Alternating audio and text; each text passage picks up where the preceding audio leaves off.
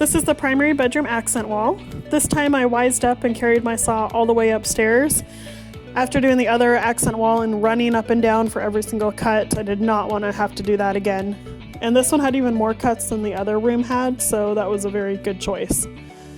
The bottom strip there is a 1x4 MDF, same dimensions as the rest of the trim in the whole room. Most of the other boards are 1x2 MDFs. Some of the lines are thicker, and those are a 1x3.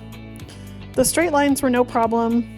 Took my tape measure and measured whatever that spot was along the tape, transferred it to the board, chopped it with the saw, lined it up and used the level to make sure that they were perfectly vertical or horizontal, and then tacked it up with my nail gun.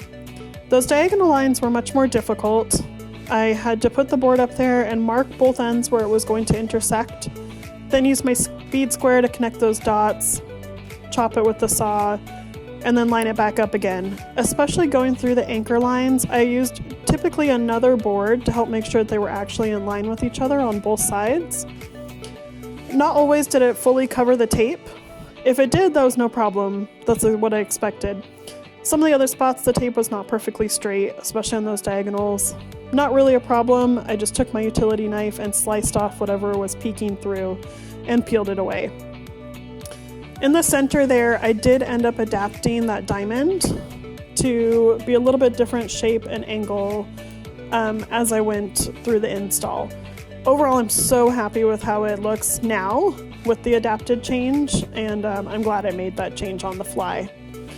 I also decided to, on those two bottom sections, not do diagonal lines. I ended up doing vertical lines, alternating 1x2s and 1x3s, and I really love that look. Much more of a wainscoting type of feel. Check back soon as I come through and paint it and see the final